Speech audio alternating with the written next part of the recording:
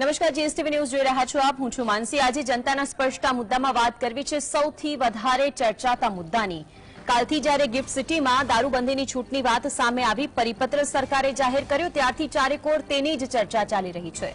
ગુજરાતની vibrant global summit પહેલા રાજ્યમાં દારૂ પીવાની મંજૂરી આપવાનો અભૂતપૂર્વ નિર્ણય લેતા ગિફ્ટ સિટીમાં હવે દારૂની રેલમછેલ થઈ જશે તેવું લોકમુખે ચર્ચાઈ રહ્યું છે. ગુજરાતની સ્થાપનાના સમયથી દારૂબંધીનો અમલ ચાલી રહ્યો છે અને ત્યારે રાજ્ય સરકારે હવે ગાંધીનગર સ્થિત ગિફ્ટ સિટીમાં દારૂ પીવાની છૂટ આપવાનો નિર્ણય કર્યો છે. શું આપ આ મતના જે નિર્ણય કર્યો છે તેને યોગ્ય છો ખરા? શું હવે બધું જ સલામત રહેશે? ત્યારે આજે વાત હળવી દારૂબંધીનો નિર્ણય કેટલો યોગ્ય?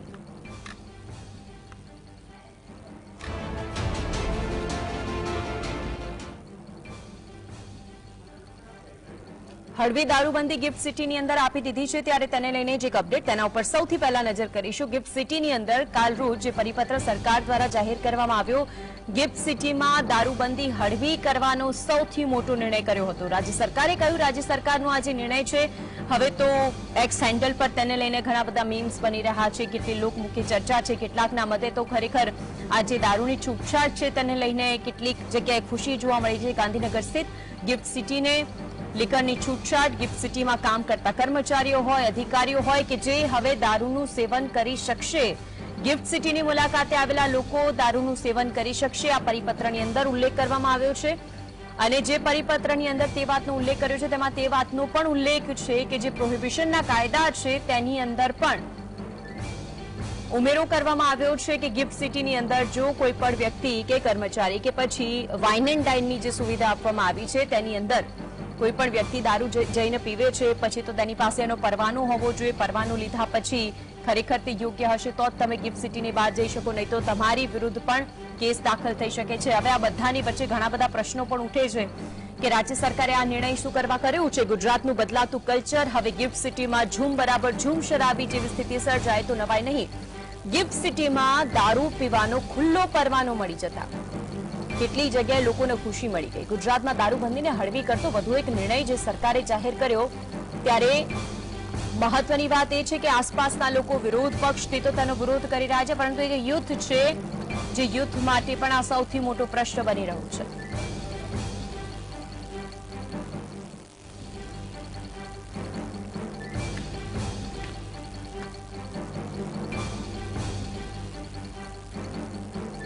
તો આજ અંગે વાતચીત કરવા માટે આપણી સાથે સ્ટુડિયોમાં ઉપસ્થિત છે જ્યોતિબેન અમીન, રાજકીય વિશ્લેષક, અને ઝૂમથી આપણી સાથે જોડાઈ ગયા છે સંત જ્યોતિર્નાથ મહારાજ. આપ બંનેનું સ્વાગત છે જીએસટીવીમાં. સૌથી પહેલા જ્યોતિર્નાથ, આપની પાસે આવવા માંગુ છું. જે મહાત્મા ગાંધીનું આ ગુજરાત અને એ મહાત્મા ગાંધીના ગુજરાતની અંદર દારૂબંધીની વાતો અને એ દારૂબંધીની વાતોની વચ્ચે કાલ રોજ જે નિર્ણય કર્યો હતો તે લઈને આવું છું, પરંતુ અત્યારે એક મહત્વની હળવી દારૂબંધીને લઈને અનેક પ્રશ્ન એટલા માટે ઉઠે છે કે જે દારૂબંધીની વાતો ગુજરાતની અંદર થતી હતી, હવે તેની અંદર જે છૂટછાટ આપવામાં આવી છે તેના પછી શું થશે? આપણી સાથે સ્ટુડિયોની અંદર જ્યોતિબેન અમીન જોડાયા છે અને સંત જ્યોતિર્નાથ મહારાજ આપણી સાથે લાઈવ જોડાયેલા છે. જ્યોતિર્નાથ મહારાજ, અગાઉ પણ હું તમારી સામે જ આવી હતી ને મેં તમને પ્રશ્ન પૂછ્યો હતો કે ધર્મની સાથે આ વ્યક્તિ અને જે રીતે આ સરકારનો નિર્ણય છે, અનેક જગ્યાએ તેનો વિરોધ થઈ રહ્યું છે, કારણ કે આ હળવી દારૂબંધી કહી શકાય. પહેલા તો એક વાત નિબંધમાં કહી દઉં તમને કે ગુજરાત પહેલેથી દારૂબંધી છે. ગયા વર્ષે મેં વડાપ્રધાન મહોદયને પણ લખ્યું હતું કે સમગ્ર દેશ ગાંધીનો છે તો સમગ્ર દેશમાં દારૂબંધી હોવી જોઈએ, જેનાથી વિધવાઓ અને ક્રાઇમ રેટમાં ફેર પડશે. કારણ કે અકાળે અવસાનનું એક કારણ મોટું દારૂ. તમે ગુજરાતની જે પ્રજા છે તેને શું સાબિત કરવા માંગો છો? એક બાજુ તમારે બપોરે એક જાહેરનામું બહાર આવે કે તમને ડ્રિંક એન્ડ ડ્રાઈવમાં મેમો આપવામાં આવે તો એને 200 રૂપિયા ઇનામ આપીશું અમે, એવી વાત પોલીસ કમિશનર સાહેબ કરે ને 50 કિલોમીટરના ડાયસમાં દારૂની છુટ્ટી આપી દો. હાસ્યાસ્પદ સમાજની અંદર શું દાખલો બેસાડવા માંગો છું? મને તો એવો ડર છે કે આ ધીરે ધીરે પગપેસારો કરી રહ્યા છે. જયારે આ બાબતે ચર્ચા કરવામાં આવી ત્યારે મને એક એવો પણ દલીલ મળી એક નેતા તરફથી કે ત્યાં આગળ પ્રવાસન વધે એટલા માટે. તો ગુજરાતમાં Dwarka Pavagadh, Ambaji, Somnath, statue of unity, આ બધા પ્રવાસન સ્થળો જે ત્યાં દારૂબંધી છે છતાં લાખો લોકો આવે. તમે ક્યાં આનાથી ગુજરાતને બરબાદ કરવાનું આયોજન કરી રહ્યા છો? કારણ કે ક્રાઇમ રેટ વધશે, સંતો તો કાયમ વિરોધ છે.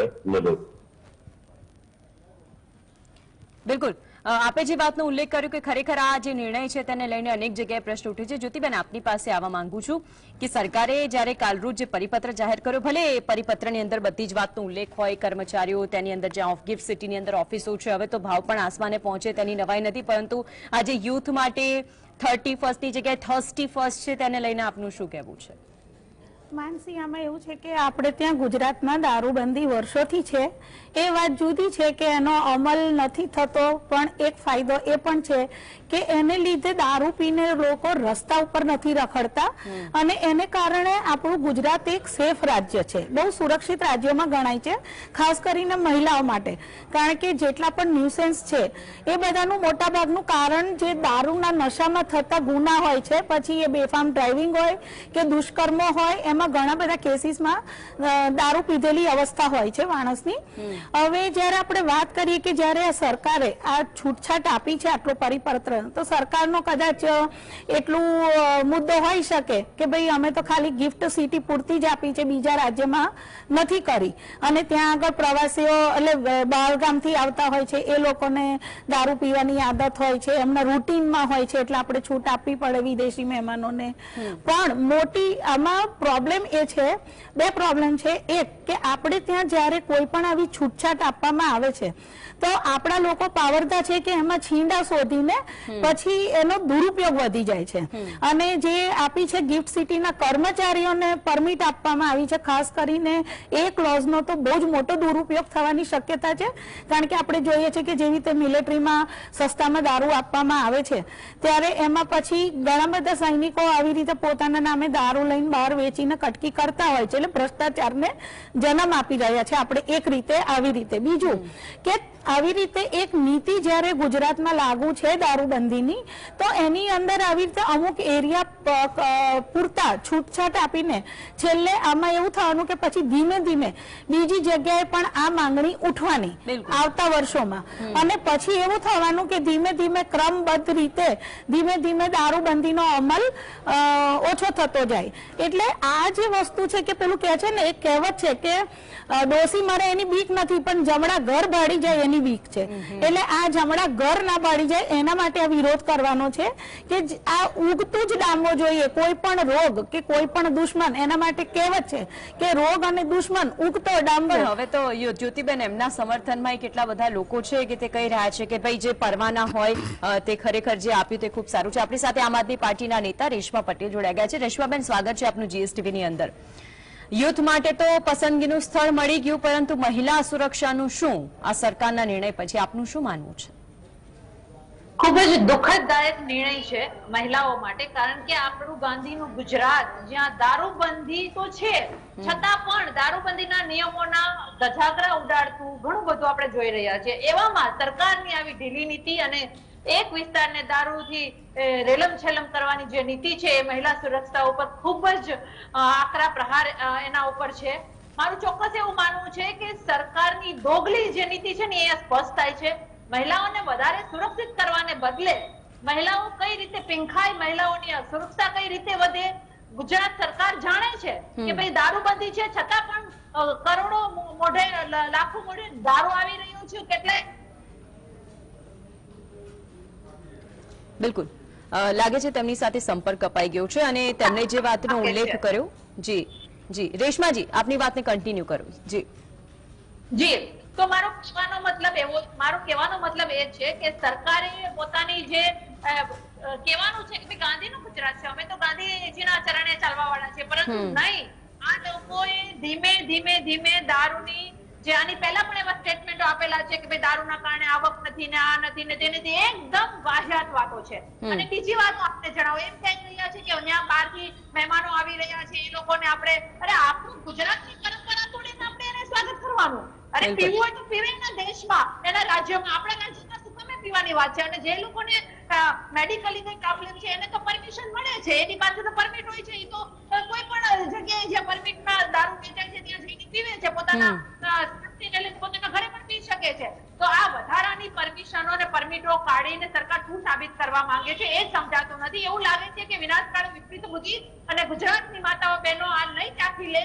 અમારી તો સ્પષ્ટ માંગ છે કે આ તમે જલ્દીમાં જલ્દી આ અને કદાચ રેશમાબેન એટલે જ પરિપત્રમાં બધું જ વાંચ્યું અને છેલ્લે એક વાતનો પણ ઉલ્લેખ હશે કે પ્રોહિબિશનના જે કાયદાઓ છે, જેટલા પણ નિયમો છે તે નિયમોનું પાલન કરવું જરૂરી બનશે. એટલે કે હવે તમામ નિયંત્રણ રાખીને પછી બધી છૂટછાટ આપવામાં આવે, હવે એ નિયંત્રણ ક્યાં છે એ પ્રશ્નાર્થમાં છે. આપની સાથે આવજો જ્યોતિનાથજી. સૌથી મોટો મુદ્દો છે યુથનો. અત્યારનું જે યુથ છે તે યુથ માટે ધર્મ ભક્તિની સાથે સાથે હવે જે આ એક નાની વાત આવી તે કેટલી અસર કરી શકે છે? સમાજની અંદર હંમેશા આપણું સનાતન ધર્મની પ્રક્રિયામાં તો બધાને નશાથી બચાવવાની અમે લોકો કોશિશ કરતા હોઈએ છીએ કે બધા નશાથી દૂર છે.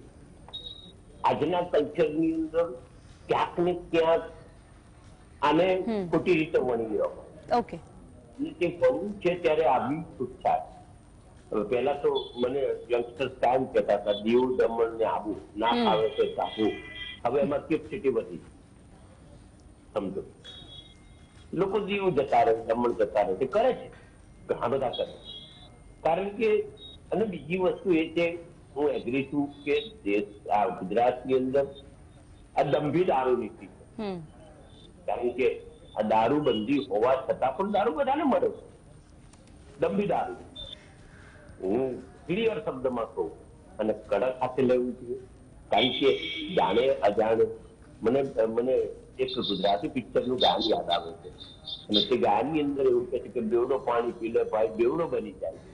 પણ તેમાં એક શું કહેવી છે કે અમે તો શરૂ કર્યું હતું ટીપે ટીપે, હવે તો પીએ છે પીપે. અને જ્યોતિનાથજી, આપને સમયના અભાવ એટલા માટે અટકાવવા પડશે કારણ કે મારે છેલ્લી એક જ્યોતિબેનની પ્રક્રિયા લઈ લેવી છે, આની ઉપર રિએક્શન લેવું છે. જ્યોતિબેન, જે ગિફ્ટ સિટી છે તેને તો દારૂની ગિફ્ટ મળી ગઈ, પરંતુ એ પછી જે પરવાના આપવામાં આવશે, પરવાના આપીને તેનાથી બહાર નહીં જઈ શકો. ગિફ્ટ સિટીની બહાર પણ પોલીસ ઊભી હશે કે ભાઈ તમે દારૂ પીધો છે કે નહીં તે ચેક કરવામાં આવશે.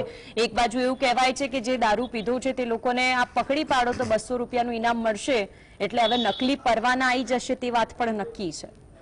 મેં પહેલા કહ્યું કે હવે છટકબારીઓ, છીંડા, ભ્રષ્ટાચાર બધું ચાલુ થાય. જો એવું છે કે દારૂબંધી તો આપણે ત્યાં વર્ષોથી છે, તો એમાં કેટલી અમલવારી થઈ તો હવે આ બધા ક્લોઝિસ ની થવાની. દારૂબંધી છે છતાંય ઘરે ઘરે હોમ ડિલિવરી મળે છે. જેને પીવું છે એમને રસ્તાય છે અને આપણી પોલીસની રહેમ નજર પણ છે. દેશી દારૂથી લઈને વિદેશી દારૂ સુધી બધું મળે છે. વિદેશી દારૂની હોમ ડિલિવરી થાય છે. દેશી દારૂને લીધે ઘણી વખત લઠ્ઠાકાંડ સર્જાયા છે. એટલે એવું તો નથી કે દારૂબંધી છે તો અમલ થયો, તો પછી આ વસ્તુનો ક્યાં અમલ થવાનો? જી જી, રેશમાબેન આપની પાસે આવું છું અંતિમ રિએક્શન માટે. આજે હળવી દારૂબંધી છે, એ શું ખરેખર તે હળવી રહેશે? અને આપ વિપક્ષમાં છો તો આપ શું કહેશો? હળવી દારૂબંધી, અહીંયા તો કહીશ કે દારૂબંધી છે છતાં પણ હળવી નથી. જે રીતે બેને કીધું કે લઠ્ઠાકાંડ થાય છે, દેશી દારૂ વેચાય છે, વિદેશી દારૂ ઘરે ઘરે પહોંચી જાય છે, યુવાનો લથડિયા ખાતા રોડ ઉપર મળે છે, કેટલાય ક્રાઇમ થાય છે, કેટલી બહેનો દીકરીઓ અસુરક્ષિત પોતાની જાતને ઘરમાં પણ એવું થાય છે. કારણ કે પતિ જયારે દારૂ પીને આવે, ઘરનો કોઈ સભ્ય દારૂ પીને આવે ત્યારે મહિલાની એ પરિસ્થિતિ ખૂબ જ વિકટ હોય છે. તો મારો કહેવાનો મતલબ એટલો જ છે કે સરકારે હજી તો જે નિયમો છે એને હજી સારી રીતે અમલમાં મૂકી શકે, નવા ધજાગરા કરી રહ્યા છે. ત્યારે મારે એક વિપક્ષ તરીકે એટલું જ કહેવાનું છે કે અમે બિલકુલ ગુજરાતની બહેનો વતી અમે આંદોલન કરીશું, અમે સરકાર સામે ઉગ્ર માંગણી કરીશું કે આ અમે નહીં ચલાવી લઈએ. કારણ કે ધીમે ધીમે એક પગ બે પગ આખા ગુજરાતમાં, ગાંધીના ગુજરાતમાં દારૂની રેલમ ચલમ કરવાની છે. ચોરી છુપી તો થઈ રહી છે, હવે જાહેરમાં કરવાની છે. અને કદાચ આ અવાજ છે રેશમાબેન, આ આપનો અવાજ છે, આપનો અવાજ પણ પહોંચે અને જોવાનું રહેશે કે આ જે નિર્ણય જે પરિપત્ર સરકારે જાહેર કર્યો છે તે સરકારની હળવી દારૂબંધીનો અમલ કઈ રીતે કરવામાં આવે છે. અને એ હળવી દારૂબંધી કે જેની છૂટછાટ આપવામાં આવે છે તે ખરેખર નિયમોના યોગ્ય થાય છે કે કેમ? આપ તમામ અમારી સાથે જોડાયા તે આપ તમામનો આભાર. તો આખરે જે સરકારનો નિર્ણય છે તેને લઈને ઘણી બધી ચર્ચાએ જોર પકડ્યું છે. હવે એ ચર્ચાઓની વચ્ચે એક બાજુ વિરોધ પક્ષ છે તે કહી રહ્યું છે કે આ ખોટો નિર્ણય છે, બીજી બાજુ પક્ષના નેતાઓ કહી રહ્યા છે કે આનાથી ઉદ્યોગ જગતને ખૂબ જ સારું તેજ અને વેગ મળવા જઈ રહ્યું છે. અને આ પહેલા પણ છૂટછાટ હતી તે વાતનો પણ ઉલ્લેખ થઈ રહ્યો છે. પરંતુ આપના મતે આપને શું લાગે છે, શું ખરેખર આ નિર્ણય યોગ્ય છે ખરો? આ સાથે ન્યૂઝ બુલેટિનમાં હાલ બસ આટલું જ.